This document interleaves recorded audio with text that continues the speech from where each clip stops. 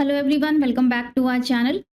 Financial year 24-25 में अगर आपने म्यूचुअल फंड्स में सेल परचेज की है तो आज के वीडियो में हम यही देखने वाले हैं कि आईटीआर 2 में आप म्यूचुअल फंड्स की सेल परचेज को कैसे दिखाएंगे और उस पर अगर आपको कोई भी कैपिटल गेन हुआ है या कैपिटल लॉस हुआ है तो वो आप आईटीआर 2 में कैसे रिपोर्ट करेंगे। इस साल से थोड़ा-सा रिलीफ दे दिया गया है। अगर आपका लॉन्ग टर्म कैपिटल गेन है और वो सवा लाख रुपए से कम का है, तो आप आईटीआर 1 में उसे दिखा सकते हैं। लेकिन अगर आपका लॉन्ग टर्म कैपिटल गेन सवा लाख से ज़्यादा का है, साथ ही में आपका शॉर्ट टर्म कैपिटल गेन भी है, तब फिर आप हमेशा आईटीआर 2 को ही चूज़ करेंगे। शॉर्ट टर्म और लॉन्ग टर्म के बारे में आप जानते ही होंगे, लेकिन फिर भी हम एक बार बता देते हैं कि अगर 12 महीनों से पहले आप किसी भी म्यूचुअल फंड को सेल आउट कर देते हैं तो उस पर जो भी गेन या लॉस होगा उसे शॉर्ट टर्म बोलते हैं। और अगर 12 महीने से ज़्यादा पीरियड के बाद आप उसे सेल आउट करते हैं तो जो भी आपको गेन या लॉस हुआ उसे लॉन्ग टर्म बोलते हैं। इनकम टैक्स में दोनों ही तरह के गेन्स पर डिफरेंट टैक्स रेट्स लगते हैं और आईटीआर में इनका ट्रीटमेंट भी डिफरेंट होता है। इसके अलावा दूसरी चीज़ आपको ध्यान रखनी है कि म्यूचुअल फंड्स इक्विटी भी हो सकते हैं और म्यूचुअल फंड्स डेट भी हो सकते हैं। दोनों का ही ट्रीटमेंट अलग होता है और दोनों पर ही टैक्स रेट्स भी अलग लगते हैं। आज के वीडियो में हम दोनों को कवर कर लेंगे। इक्विटी म्यूचुअल फंड्स आपको कैसे दिखाने हैं, उस पर शॉर्ट टर्म लॉन्ग टर्म हुआ है तो कैसे दिखाएंगे, और अगर आपके पास डेट म्यूचुअल फंड्स हैं तो उसको आप कैसे दिखाएंगे। शॉर्ट टर्म और लॉन्ग टर्म दोनों ही हम यहाँ पर कवर करेंगे।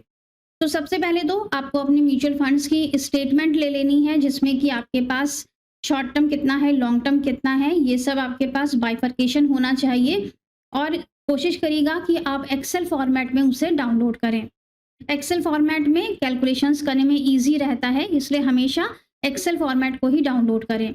और इन केस आपको एक्सेल शीट नहीं मिल पा रही है या आपको अपना म्यूचुअल फंड स्टेटमेंट नहीं मिल पा रहा है तो आप एआईएस से भी इन फिगर्स को ले सकते हैं। तो चलिए पहले देखते हैं कि किस तरह से आपको एआईएस से फिगर लेनी होगी। वैसे ज़्यादातर तो एआईएस में फिगर्स करेक्टली ही रिपोर्ट होती हैं, लेकिन कभी कभी डिफरेंस आ जाता है।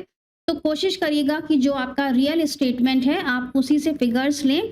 तो चलिए स्टार्ट करते हैं। मैं हूँ सी श्वेता सक्सेना, और अगर आप आईटीआर फाइलिंग के लिए हमारी पेड सर्विसेज चाहते हैं तो आप हमें व्हाट्सएप नंबर पर कॉन्टैक्ट कर सकते हैं। सबसे पहले हम अपने अकाउंट में लॉगिन कर लेंगे। यहाँ पर हमें टॉप में दिखता है ये एआईएस, इसे हम डाउनलोड करेंगे, क्लिक करेंगे, टीआईएस पे क्लिक करेंगे। ये हमारा एक एआईएस है जिसमें कि हमें यहाँ पर दिख रहा है sale of securities and units of mutual fund. इसे हम क्लिक करके ओपन करेंगे। अब यहाँ पर हमें दो फिगर्स दिख रही हैं, एक है 4 लाख की और दूसरी है 30,000 की। ये दोनों ही हमारे म्यूचुअल फंड्स हैं। कैसे पता चलेगा, तो यहाँ पर साइड में लिखा होता है sale of unit of equity oriented mutual fund. Same इसी तरह से नीचे भी लिखा हुआ है sale of unit of equity oriented mutual fund. अगर ये इक्विटी नहीं होते, ये डेट फंड्स होते, तो यहाँ पर ये इक्विटी वर्ड आपको नहीं मिलता।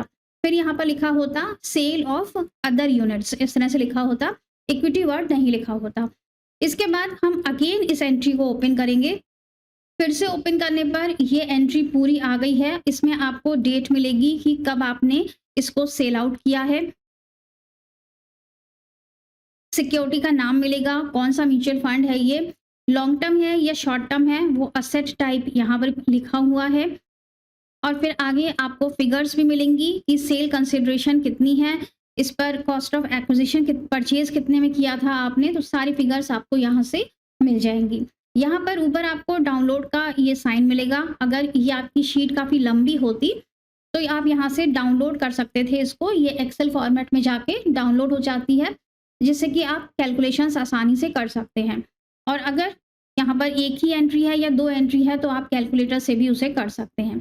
यहाँ पर एक ही एंट्री है तो हम इसे डाउनलोड नहीं करेंगे। तो अब ये हमारा है लॉन्ग टर्म और ये है इक्विटी का।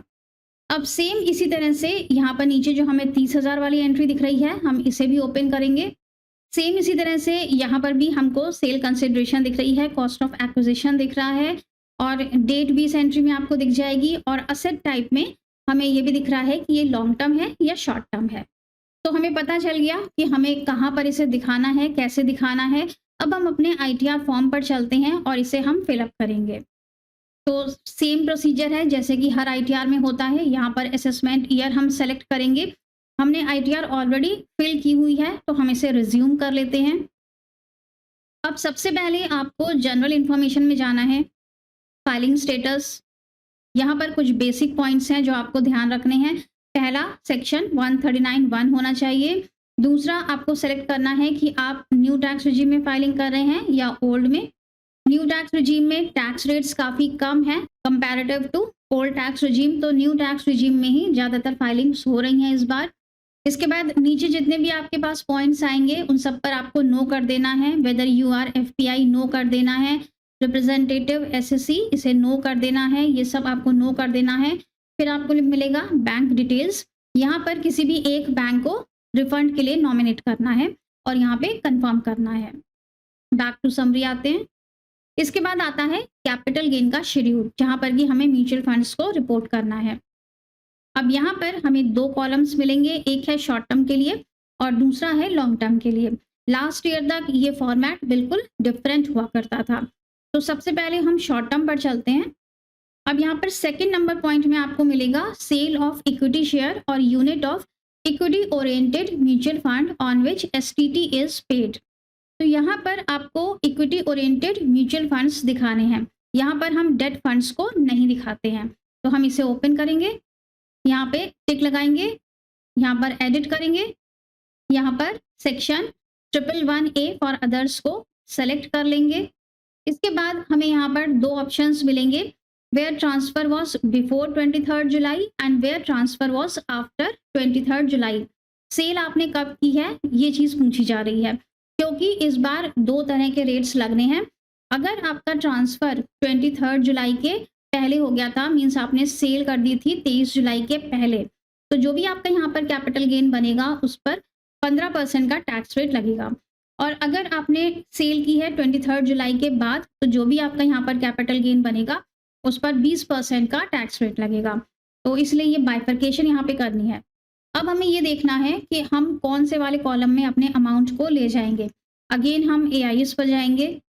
अब यहाँ पर जो हमारी ये 30,000 वाली एंट्री थी उसकी डेट हमको AIS से ही पता चल जाएगी। तो यहाँ पर जो AIS में डेट आ रही है वो है 16 अगस्त की, यानी कि 23 जुलाई के बाद की डेट है। तो हमने जो बाद वाला कॉलम है उसमें इन अमाउंट्स को फिल कर दिया। ये सेल कंसिडरेशन आ गया हमारा। AIS से ही हमारी कॉस्ट ऑफ एक्विजिशन यानी कि कॉस्ट ऑफ परचेज आ जाएगी। अगर आपके पास म्यूचुअल फंड की स्टेटमेंट है और उसमें कोई एक्सपेंसेस लगे हुए हैं तो वो भी आप यहाँ पर ले सकते हैं, expenditures in connection with transfer. ये माइनस होकर यहाँ पर आपका नीचे गेन आ जाएगा, जो कि यहाँ पर हमारे केस में 3000 समथिंग आया है।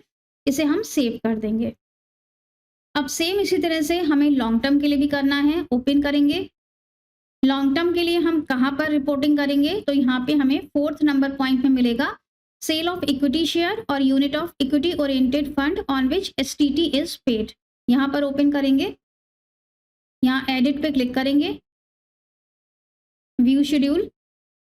अब हमारी एंट्री यहाँ पर ऐड है, लेकिन आपके में ऐड नहीं होगी, तो आप यहाँ ऐड अनदर पे क्लिक करके अपनी एंट्री को ऐड करेंगे।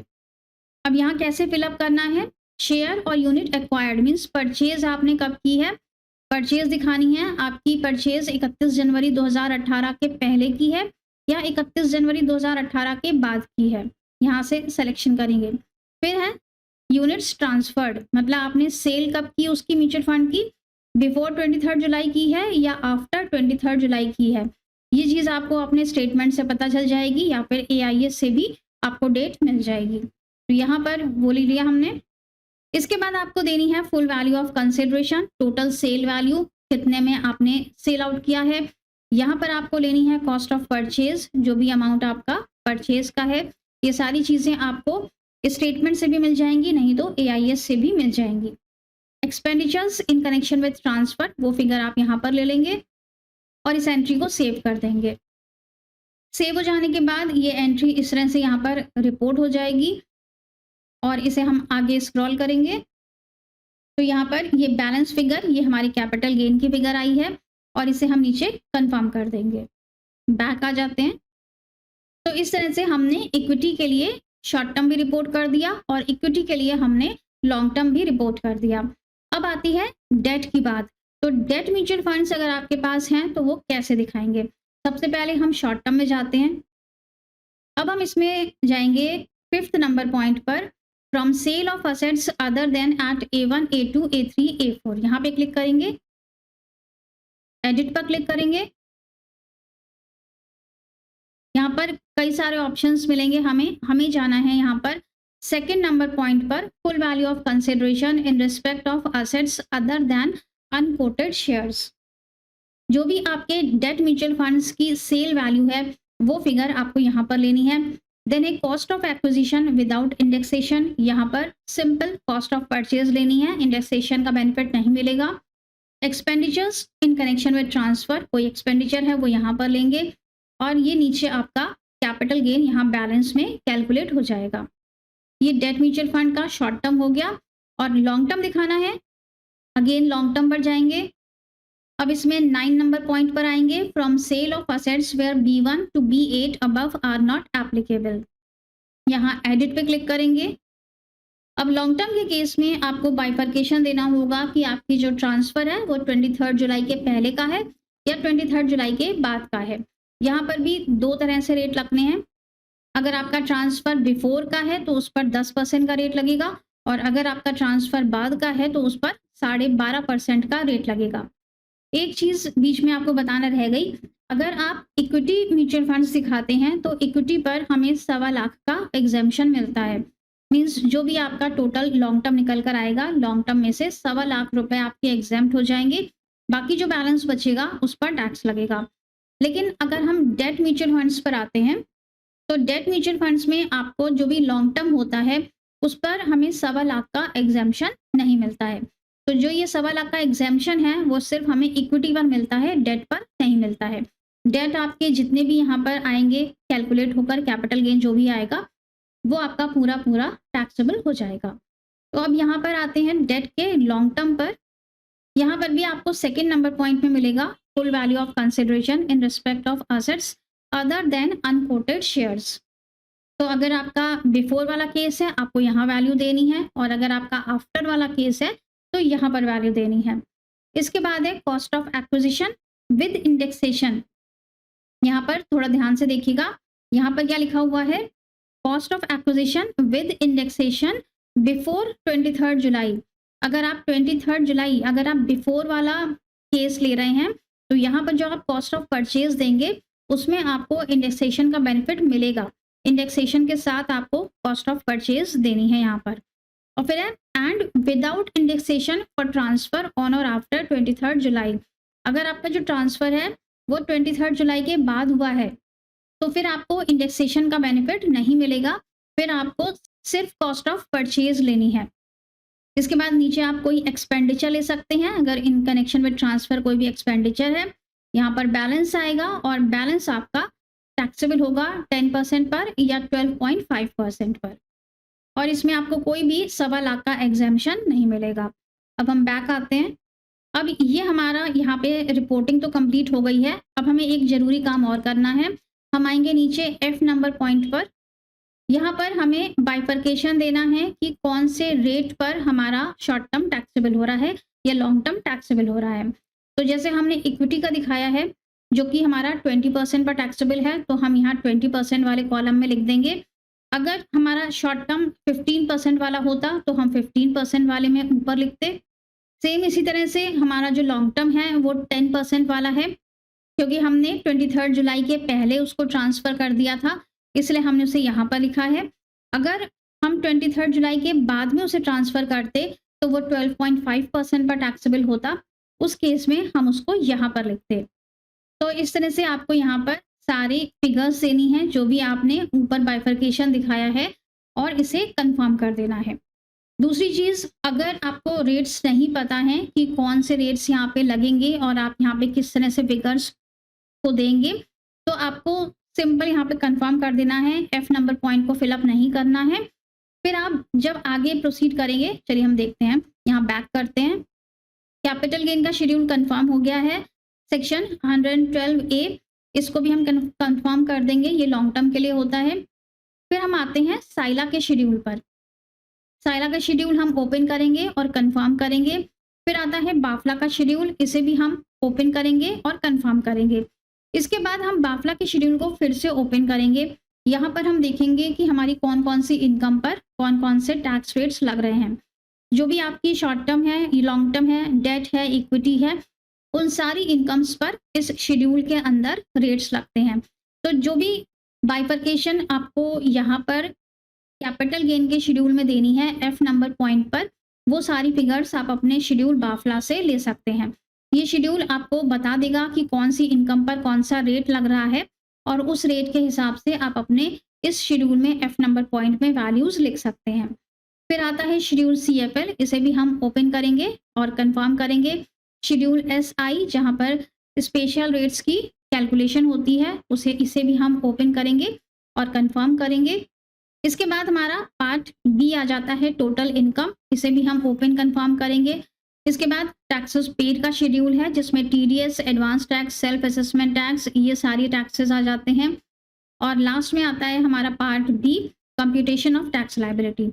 इस शेड्यूल में आपको पता चल जाएगा कि आपका कितना टैक्स बना है, कोई रिबेट मिला या नहीं, इंटरेस्ट आपका कितना लग रहा है, अगर आपके कोई भी शॉर्ट पेमेंट ऑफ टैक्सेस हैं, कितना इंटरेस्ट लग रहा है, कितना एजुकेशन सेस लग रहा है, वो सारी कैलकुलेशंस आपको इस शेड्यूल के अंदर मिल जाएंगी। अगर टैक्स लायबिलिटी बन रही है तो पहले आप अपने टैक्सेस का पेमेंट करेंगे, उसके बाद अपने ITR को अपलोड करेंगे। और अगर आपका रिफंड केस बन रहा है तो आप सिंपली यहाँ पर प्रोसीड टू वेरिफिकेशन पर क्लिक करके अपने ITR को अपलोड कर सकते हैं। तो फ्रेंड्स, बहुत सिंपल लैंग्वेज में हमने यहाँ पर बताया है कि डेट म्यूचुअल फंड्स और इक्विटी म्यूचुअल फंड्स को आपको कैसे ITR 2 में दिखाना है। कोई भी हेल्प चाहिए हमारी, या कोई भी आप ITR फाइलिंग करवाना चाहते हैं, कोई सर्विसेज लेना चाहते हैं, तो हमें व्हाट्सएप नंबर पर कॉन्टैक्ट कर सकते हैं। आज के वीडियो में इतना ही, मिलेंगे नेक्स्ट वीडियो में। Till then stay safe and healthy, bye bye.